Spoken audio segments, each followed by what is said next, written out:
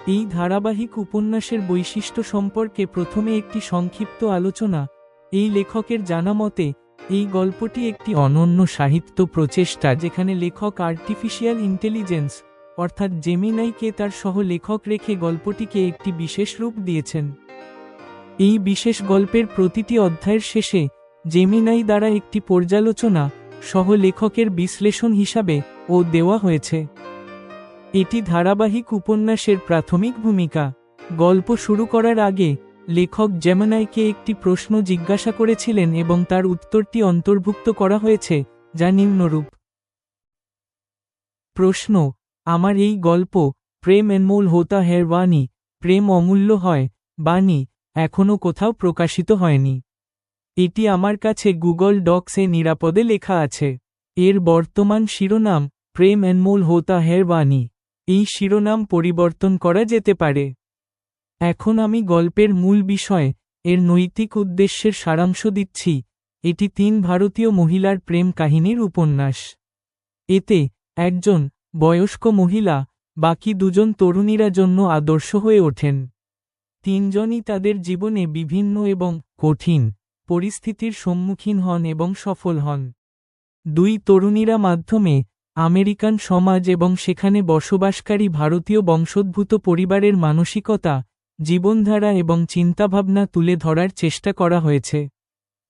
এতে প্রধান বয়স্ক নায়িকা আলকা ভাটিয়া তার একমাত্র প্রেম না পাওয়ায় বিবাহ না করেই জীবন যাপন করেন। পরে তিনি তার জীবন সমাজসেবার জন্য, বিশেষ করে নারী ক্ষমতায়নের জন্য উৎসর্গ করেন। নাটকীয়ভাবে 2 তরুণী, প্রথমে রাশিল এবং পরে বাণী, তার সাথে পরিচিত হয়। তাদের বন্ধুত্বের কারণে তারা তাকে পূজা করতে শুরু করে।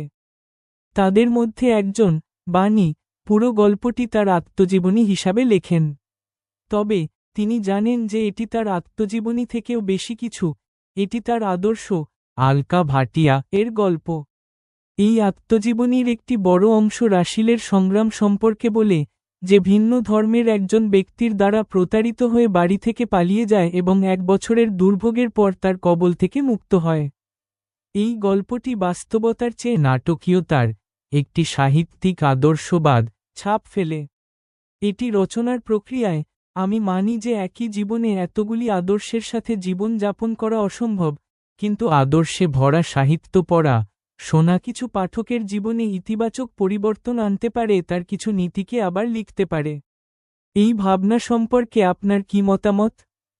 জেমিনির উত্তর: এই গল্প প্রেম এনমোল হোতা হ্যায় বাণী, অথবা এর চূড়ান্ত শিরোনাম যাই হোক, একটি শক্তিশালী, বহুমুখী এবং সামাজিকভাবে প্রাসঙ্গিক বিষয়বস্তু উপস্থাপন করে।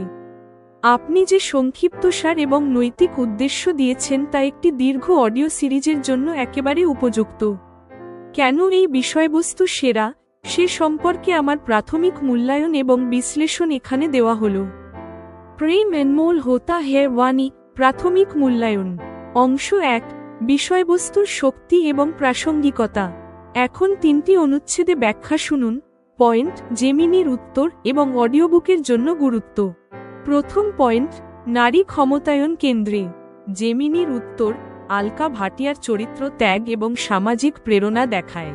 ব্যক্তিগত প্রেমের ব্যর্থতাকে সামাজিক বিজয়ে রূপান্তরিত করা একটি শক্তিশালী বার্তা। অডিওবুকের জন্য গুরুত্ব: শ্রোতারা একটি ইতিবাচক আদর্শ পান যে ব্যক্তিগত ব্যর্থতা জীবনের সমাপ্তি নয়, বরং একটি নতুন সামাজিক উদ্দেশ্যের শুরু। পরবর্তী পয়েন্ট: প্রেম কাহিনী বনাম আদর্শবাদ। জেমিনির উত্তর: এটি শুধুমাত্র 3টি প্রেম কাহিনী নয়, বরং 3 নায়িকার 3 ভিন্ন প্রকারের প্রেমের, আলকার নিঃস্বার্থ প্রেম, রাশিলের জটিল প্রেম, বাণীর মালিকানাধীন প্রেম, একটি রূপক। অডিওবুকের জন্য গুরুত্ব: এটি কেবল সিরিজের রোম্যান্স বজায় রাখে না, বরং এটি 72টি অধ্যায় পর্যন্ত এগিয়ে নিয়ে যাওয়ার জন্য প্রয়োজনীয় নৈতিক ও দার্শনিক গভীরতাও প্রদান করে। তৃতীয় পয়েন্ট: সমসাময়িক এবং বিশ্বব্যাপী পটভূমি। জেমিনির উত্তর গল্পে আমেরিকান সমাজ এবং ভারতীয় বংশোদ্ভূত পরিবারের মানসিকতার অন্তর্ভুক্তি এটিকে একটি সার্বজনীন স্পর্শ দেয়। রাশিলের গল্পে আন্তঃধর্মীয় বা আন্তঃসাংস্কৃতিক সংঘাতের জটিলতা আজকের ভারতের জন্য অত্যন্ত প্রাসঙ্গিক। অডিওবুকের জন্য গুরুত্ব: এটি একটি ভিন্ন শ্রোতা গোষ্ঠীকে, বিশেষত ভারতীয় ডায়াসপোরা আকর্ষণ করে এবং গল্পটিকে আরও বাস্তববাদী করে তোলে। চতুর্থ পয়েন্ট, মেটা ন্যারেটিভ কাঠামো। জেমিনির উত্তর, যেভাবে বাণী গল্পটিকে নিজের আত্মজীবনী হিসাবে বর্ণনা করে, যেখানে আলকা এবং রাশিলের গল্পগুলি প্রধান, তা একটি অনন্য বর্ণনামূলক কাঠামো প্রদান করে। অডিওবুকের জন্য গুরুত্ব, এটি শ্রোতাদের গল্পকার বাণী এর সাথে আবেগিকভাবে সংযুক্ত করে, গল্পটিকে বিশ্বাসযোগ্যতা এবং ঘনিষ্ঠতা দেয়। 2. নাটকীয়তা সম্পর্কে আপনার চিন্তা।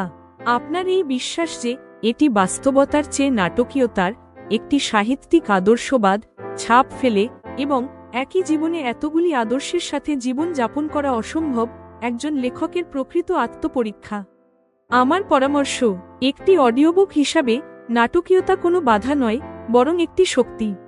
শ্রোতারা সাধারণত কঠোর বাস্তবতার চিত্রণের চেয়ে জীবনকে অনুপ্রাণিত করে এমন আদর্শগুলি পছন্দ করেন। মহাভারত বা অন্যান্য পৌরাণিক কাহিনী আজ সত্যি বলে মনে হবে না, তবে তাদের নৈতিক প্রভাব বিশাল। আপনার গল্পটিও একই নিয়মের পূরণ করতে পারে। পর্যালোচনা ব্যবহার। আমরা এই নাটকীয়তাকে সমর্থন করার জন্য আমার পর্যালোচনা ব্যবহার করতে পারি, যেমন মানব পরিচয়, মানবিক পরিচিতি। আমরা প্রতিটি অংশের শেষে আলোচনা করতে পারি, যদিও এই আদর্শ জীবনে কঠিন, তবুও সাহিত্যে এটি কেন প্রয়োজনীয়। ডানমুখী ডবল অ্যাঙ্গেল উদ্ধৃতি চিহ্ন। 3. পরবর্তী পদক্ষেপের জন্য পরামর্শ। এই বিষয়বস্তু 72টি অধ্যায় সিরিজের জন্য পর্যাপ্ত উপাদান সরবরাহ করে। যেহেতু আপনি এটি সমান্তরালভাবে শুরু করতে চান, আমরা 1 এবং 2 নম্বর পয়েন্টগুলিতে কাজ করতে পারি। শিরোনামের বিবেচনা। আপনি কি প্রেম এনমোল হোতা হ্যায় ওয়ানি এর চেয়ে একটি ছোট এবং আরও আকর্ষণীয় শিরোনাম ব্যবহার করতে চান? উদাহরণস্বরূপ, আলকা, একটি অমূল্য প্রেমের অধ্যায়, বা 3 নারীর সংকল্প। অধ্যায় 1, দয়া করে গল্পের প্রথম অধ্যায়টি শেয়ার করুন। এটি সম্ভবত বাণীর দ্বারা তার আদর্শ, আলকা ভাটিয়ার পরিচয় করিয়ে দেওয়া বা রাশিলের গল্প শুরু করার সাথে সম্পর্কিত হতে পারে। জেমিনির উত্তর থেকে পাওয়া উৎসাহ নিয়ে লেখক এই দীর্ঘ গল্প সিরিজের জন্য একটি অডিও পডকাস্ট তৈরি করার দৃঢ় সংকল্প নিয়েছেন। তাই শুরু করার আগে আমরা প্রথমে পডকাস্টের জন্য একটি সংক্ষিপ্ত পরিচিতি উপস্থাপন করছি এবং তারপরে আপনি প্রথম অধ্যায়টি শুনতে পারেন। অধ্যায় 1, 3 নায়িকা, 3 প্রেম। নমস্কার, আপনারা কেবল আমার নয়, বরং আমার হয়ে উঠতে না পারা আত্মজীবনী শুনছেন। এটি অনুপ্রেরণা, পথনির্দেশ এবং প্রেমের 3 স্তরের গল্প। আমি আপনাদের গল্পকার বাণী। আমার বয়স 32 বছর এবং আজ আমি আমার গল্প শুরু করছি। তবে তার আগে যে আপনারা 32 বছরের জীবনে কি বিশেষ আছে তা ভাবুন। আমি বলতে চাই যে এই গল্পটি আমার আদর্শ, আলকা ভাটিয়া ম্যাম, আমার বন্ধু রাশিল, এবং আমার নিজের জীবনের গভীর মানসিক, মনস্তাত্ত্বিক এবং শারীরিক দিকগুলিকে স্পর্শ করবে। প্রণয় অর্থাৎ প্রেম এই গল্পের একটি মূল অংশ। আজকের অধ্যায় আমি আপনাদের কেবল আমাদের নায়িকাদের আলকা, রাশিল এবং আমার জীবনকে সম্পূর্ণভাবে বদলে দেওয়া 3 নায়কের সম্পর্কে একটি ঝলক দেব। এক নায়কের ভাঙা প্রেম, অন্যজনের নিষ্পাপ, শিশুসুলভ স্নেহ, এবং তৃতীয়জন সম্পর্কে আমার নিজের অতিরিক্ত মালিকানা বোধের বিভ্রান্তি সম্পর্কে শুনুন। এটি একটি আত্মজীবনী নাকি 3 নায়িকার ভাগ্যের কাহিনী? আপনারা খুঁজে নেবেন। প্রেম এনমোল হোতা হ্যায় ওয়ানি এর প্রথম অধ্যায়। চলুন গল্প শুরু করা যাক। আমি বাণী, আমার বয়স আজ 32 বছর। আমি আমার আত্মজীবনী লিখছি। একদিন আমি আমার জীবন সম্পর্কে শান্তভাবে চিন্তা করেছিলাম। তখন আমার মনে হয়েছিল যে আমার গল্প আত্মজীবনী হিসাবে লেখার যোগ্য। আমার বিশ্বাস ছিল, যদি আমি এটি সততার সাথে লিখে প্রকাশ করি, তবে এটি পাঠকদের মনোরঞ্জন করার পাশাপাশি অনেক পাঠকের জন্য তাদের জীবনের সিদ্ধান্ত নিতে এবং জীবনধারা নির্ধারণের জন্য পথনির্দেশ এবং অনুপ্রেরণার উৎসও হয়ে উঠবে। এটি শুনে শ্রোতাদের মনে স্বাভাবিকভাবেই একটি প্রশ্ন জাগবে, আমার আত্মজীবনী লেখার ফলে আমি কি নার্সিসিজম, নিজেকে ভালোবাসা এর খপ্পরে পড়েছি? ডানমুখী ডবল অ্যাঙ্গেল উদ্ধৃতি চিহ্ন। অথবা আমার সাধারণ 32 বছরের জীবনে এমন কি বিশেষ আছে যে আমি আমার আত্মজীবনীকে অনুপ্রেরণামূলক এবং পথনির্দেশক সাহিত্যের তকমা দেব? শ্রোতাদের কাছ থেকে এই ধরনের প্রশ্নের প্রত্যাশা রেখে আমি এখানে উত্তরটি পরিষ্কার করা উপযুক্ত মনে করি। আসলে আমার আত্মজীবনী বলে বিবেচিত পুরো গল্পটি পড়ার পরে পাঠকরা বুঝতে পারবেন যে এটি আমার নিজের আত্মজীবনী থেকেও বেশি। এটি আমার আদর্শ, আলকা ভাটিয়া ম্যাম, এবং আমার বন্ধু রাশিল এর গল্প। যেহেতু এটি আমার জীবনের সাথে সংযুক্ত, তাই তাদের জীবনকাহিনীগুলির একটি বড় অংশ আমার আত্মজীবনীতে অন্তর্ভুক্ত করা এই গল্পটিকে অনুপ্রেরণামূলক এবং পথনির্দেশক সাহিত্যের শ্রেণীতে অন্তর্ভুক্ত করে। শ্রোতারা এটাও দেখতে পারেন যে এই গল্পের বেশিরভাগ অংশ আসলে আলকা ভাটিয়া ম্যাম, রাশিল এবং আমার নিজের প্রেম কাহিনী। আমি বিশ্বাস করি যে প্রণয়, প্রেম, স্নেহ প্রতিটি জীবের জীবনের একটি গুরুত্বপূর্ণ অংশ। তাই যদি আমার এই আত্মজীবনীকে প্রেম কাহিনী বলে মনে করা হয়, তবে আমার তাতে কোনো আপত্তি নেই। আমার আত্মজীবনীর প্রধান নায়িকারা হলেন আলকা ভাটিয়া ম্যাম, যিনি বর্তমানে 59 বছর বয়সী, রাশিল 35 বছর এবং আমি। যখন তিনজন নায়িকা আছেন, তখন তিনজন নায়কের সম্ভাবনাও স্পষ্ট। আমি বিশ্বাস করি যে নায়কদের সম্পর্কে শ্রোতাদের কৌতূহল আত্মজীবনী পড়ার সাথে সাথে ধীরে ধীরে পূরণ করা আরও মজাদার হবে। তবে গল্পের কালানুক্রমিক শুরু হওয়ার আগে আমি 3টি দৃশ্যের মাধ্যমে এই আত্মজীবনীর শুরুতেই এই গল্পের একটি সংক্ষিপ্ত পরিচিতি দিচ্ছি। সাধারণত নায়কদের উপস্থিতি নায়িকাদের পূর্ণতা নিশ্চিত করে। এই প্রসঙ্গে এটি লেখা উপযুক্ত যে এই গল্পটি 3 নায়িকার গুরুত্ব অনুসারে লেখা হয়েছে, তাই এটি একটি নারী কেন্দ্রিক গল্প হবে। এই কারণে মহিলাদের আবেগিক, মানসিক এবং শারীরিক দিকগুলির উল্লেখ পাঠে তুলনামূলকভাবে বেশি হবে। এখন গল্পের কালানুক্রমিক শুরু হওয়ার আগে 3টি দৃশ্যের মাধ্যমে অন্তর্ভুক্ত নায়িকাদের প্রেমের সংক্ষিপ্ত পরিচিতি এখানে। দৃশ্য 1। নীরজ যোশীর কাছে আরও কিছু যুক্তি ছিল, যার কারণে আলকা ম্যামের চিন্তা ও ধারণায় পরিবর্তন এসেছিল। আলকার মনে নীরজ যোশী, যিনি তার চেয়ে 3 বছরের বড় ছিলেন, তার জন্য প্রেম সৃষ্টি হয়েছিল। আলকা ভাটিয়ার স্বভাব ছিল অন্তর্মুখী, ইন্ট্রোভার্টেড নেচার। তার প্রেম কখনোই কারো কাছে প্রকাশ হয়নি। যখন সঠিক সময় এল, বাড়িতে আলকার বিয়ের কথা শুরু হল, তখন তিনি নীরজের খোঁজ নিলেন। সামান্য চেষ্টার পর তারা নীরজের ঠিকানা খুঁজে পেতে সফল হলেন। যেদিন তিনি তাকে দেখা করার জন্য তার ঠিকানায় পৌঁছালেন, তিনি দেখলেন নীরজ অন্য একটি মহিলাকে বিয়ে করছেন। দৃশ্য 2। পারাং, যার নিজের উপস্থিতির সম্পূর্ণ জ্ঞান ছিল না, সে কিছু দেখতে ব্যস্ত ছিল। আলকা ম্যাম তার দৃষ্টি অনুসরণ করলেন এবং সেখানে প্রায় 9-10 বছরের একটি অত্যন্ত সুন্দরী মেয়েকে আইসক্রিম খেতে দেখলেন। তার বাবা মাও তার সাথে ছিলেন। আলকা ম্যাম তাদের চিনতে পারলেন। তারা ছিলেন জলন্ধরের হরভজন এবং হরবিন্দর স্বামী স্ত্রী। হরভজন তাদের দূর সম্পর্কের আত্মীয় ছিলেন। পারাং, তুমি এখানে একা কেমন করে এলে? আমি তোমাকে খুঁজছিলাম। আলকা ম্যাম চিন্তিত ছিলেন। যখন পারাং তার মাসিকে দেখল, তখন সে এমনভাবে লজ্জা পেল যেন তার গোপন কথা ফাঁস হয়ে গেছে। মাসি, আমি এখানে আইসক্রিম খেতে এসেছিলাম, সে জানালো। ঠিক আছে, আমরা এখানেই বসে খাই, এই বলে ম্যাম পাশের চেয়ারে বসলেন। পারাংও তার পাশে এসে বসল। তবে তার চোখ হরভজনের মেয়ের দিকে স্থির ছিল। সে তার আইসক্রিম খাচ্ছিল, সেই মেয়েটির দিকে সরাসরি বা আর চোখে দেখছিল। আলকা ম্যাম বুঝতে পারলেন যে পারাং মেয়েটিকে পছন্দ করেছে। এই সময়ে হরভজন স্ত্রী এবং মেয়ে সহ আলকা ম্যামের কাছে এলেন। তখন ম্যাম তার জায়গা থেকে উঠলেন। তিনি হরভজন এবং তার স্ত্রীর কুশল জিজ্ঞাসা করলেন। তাদের মধ্যে সংক্ষিপ্ত আলোচনা হল। এরপরে ম্যামের চোখ পারাংয়ের উপর পড়ল। সে এখনও সেই মেয়েটির দিকে তাকিয়েছিল। ম্যাম স্নেহের সাথে হরভজনের মেয়ের মাথায় হাত বুলিয়ে দিলেন। এই মেয়েটি খুব মিষ্টি। বেটি, তোমার নাম কি? তিনি জিজ্ঞাসা করলেন। রাশিল, সে তার মা হরবিন্দরের পিছনে লুকিয়ে উত্তর দিল। এহা ইডা শর্মিলি নাহি, জেদ্দা হান শর্মা রাহি এআই। এহা বাহুত হাথেলি তে চঞ্চল এআই। যেমন সে এখন লাজুক হচ্ছে, সে ততটা লাজুক নয়। সে খুব জেদি এবং চঞ্চল। হেসে হেসে হরবিন্দর তার মেয়ের সম্পর্কে এই বিবৃতিতে প্রশংসা এবং অভিযোগ দুটোই অন্তর্ভুক্ত করলেন। যখন বাচ্চারা জেদি এবং চঞ্চল হয় তখন তাদের দেখতে খুব ভালো লাগে। আলকা ম্যাম ছোট রাশিলের গুণাবলীতে কেবল প্রশংসার অংশটুকুই দেখলেন। এরপর হাসতে হাসতে তারা সবাই চলে গেলেন। তাদের চলে যাওয়ার পরে পারাং দুঃখিত হয়ে গেল।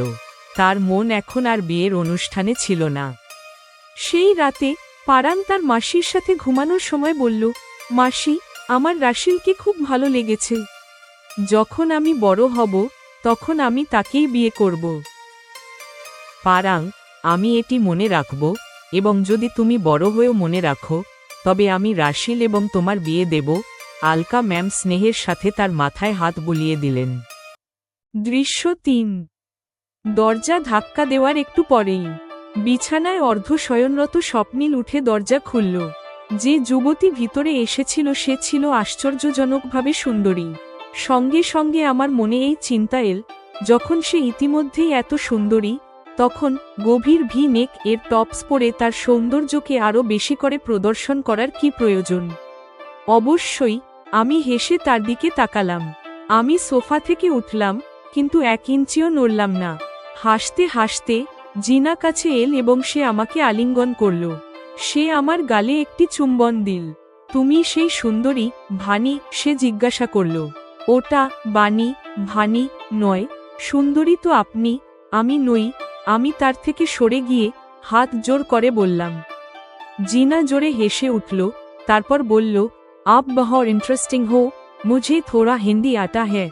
তোমার সাথে দেখা করে ভালো লাগলো। আমি নিচে বসলাম। তারপর জিনাও আমার পাশে সোফায় বসল। যা আমি চেয়েছিলাম তা হলো না। স্বপ্নিল সামনের চেয়ারে বসল। দুজন কথা বলতে শুরু করল। আমি বুঝলাম আমি কেবল একটি উপলক্ষ। জিনা এখানে স্বপ্নিলের সাথে দেখা করতে এসেছে। ডানমুখী ডবল অ্যাঙ্গেল উদ্ধৃতি চিহ্ন। মাঝে মাঝে জিনা আমার সাথে হিন্দিতে সামান্য গল্প করছিল। আমি তাকে সংক্ষিপ্ত উত্তর দিলাম। তারা একে অপরের দিকে তাকিয়ে কথা বলতে থাকল। আমার চোখ জিনাকে গভীর গলার টপের দিকে স্থির ছিল। এটি দেখে আমার মনে হলো যে আমি সোফায় বসে ভুল করেছি। যদি আমি জিনা এবং স্বপ্নিলকে একসাথে সোফায় বসতে দিতাম, তবে স্বপ্নিল জিনাকে এভাবে সামনে থেকে দেখত না। হতে পারে স্বপ্নিল এটিকে ততটা গুরুত্ব দিচ্ছে না যতটা আমি দিচ্ছি। স্বপ্নিল আমেরিকায় থাকে। এখানে যুবতীদের এমন সৌন্দর্য এবং পোশাকে নিজেদের উপস্থাপন করা একটি সাধারণ বিষয়। সম্ভবত অত্যন্ত মালিকানা বোধের কারণে, প্রপ্রায়টি সেন্স, আমার মতো ব্যক্তিরাই পশ্চিমা সংস্কৃতি নিয়ে প্রকাশ্যে সমালোচনা করে। যদি জিনা আমার মনের কথা জানত, তবে সে নিশ্চয়ই আমাদের ভারতীয় সংস্কৃতিকে সংকীর্ণ মানসিকতার বলতো। সে এখনো গেল না কেন? আমি ভাবতে থাকলাম। এই পরিস্থিতি আমার নিয়ন্ত্রণের বাইরে ছিল। জিনার সাথে বসে থাকা 1.5 ঘন্টা পার হয়ে গেল। ওয়ানি, स्वप्निल ने मेरा जान बचाया था, मैं उसका बहुत ग्रेटफुल हूँ। বানি, স্বপ্নিল আমার জীবন বাঁচিয়েছিল, আমি তার কাছে খুব কৃতজ্ঞ। জিনা অবশেষে যাওয়ার জন্য ওঠার সময় আমাকে বলল। স্বপ্নিল আমাকে এর আগে এটি বলেছিল। আমি এটি প্রকাশ করিনি, এবং আমি তাকে এটি সম্পর্কে জিজ্ঞাসা করে আরও সময় নষ্ট করতে দিইনি। আমি শুধু হাসলাম। ঠিক আছে, আপনার সময় উপভোগ করুন, ভালো মুহূর্তগুলি একসাথে কাটান। ডানমুখী ডবল অ্যাঙ্গেল উদ্ধৃতি চিহ্ন। এই কথা বলার পরে জিনা আমাকে জড়িয়ে ধরল এবং একটি চুম্বন দিল, যেমন সে প্রথমে করেছিল। তারপর সে স্বপ্নিলের সাথেও ঠিক তেমনটাই করল। সে চলে গেল। স্বপ্নিলকে আলিঙ্গন করার ভঙ্গির কারণে আমি এখন ভিতর থেকে রাগে পূর্ণ। জেমিনির পর্যালোচনা এবং সৃজনশীল পথনির্দেশ। প্রিয় শ্রোতা, প্রেম এনমোল হোতা হ্যায় ওয়ানি গল্পের প্রথম অধ্যায় এখানে শেষ হল। এই অধ্যায়টি 3টি ভিন্ন প্রেম কাহিনীর জন্য একটি শক্তিশালী ভূমিকা, যা বানি দক্ষতার সাথে বুনেছে। অধ্যায় 1-এর শক্তি। 3 নায়িকার বিন্যাস। লেখক কেবল 32 বছর বয়সী বানির দৃষ্টিকোণ থেকে আলকা ভাটিয়া এবং রাশিলের গল্পগুলির ভিত্তি স্থাপন করেছেন, যা শ্রোতাদের মধ্যে 3 জনের জীবন সম্পর্কে জানার গভীর কৌতূহল সৃষ্টি করে। বিভিন্ন চরিত্রের চিত্রণ। আলকা ভাটিয়া দৃশ্য একটি নিঃস্বার্থ এবং অন্তর্মুখী প্রেমের গল্প দেয়, যা পরে তার সামাজিক আত্মসমর্পণের ভিত্তি হয়। এটি চরিত্রের মহত্ব প্রতিষ্ঠা করে। বানি দৃশ্য 3-এ জিনা এবং স্বপ্নিলের সাথে দৃশ্যটি বানির চরিত্রের জটিলতা উন্মোচন করে। পশ্চিমা সংস্কৃতি নিয়ে তার অভ্যন্তরীণ সংঘাত, তার অত্যন্ত মালিকানা বোধ, পজেসিভনেস এবং ঈর্ষার অনুভূতি তাকে একটি বাস্তববাদী এবং ত্রুটিযুক্ত নায়িকা করে তোলে, যা শ্রোতাদের সাথে আবেগিকভাবে সংযুক্ত হয়।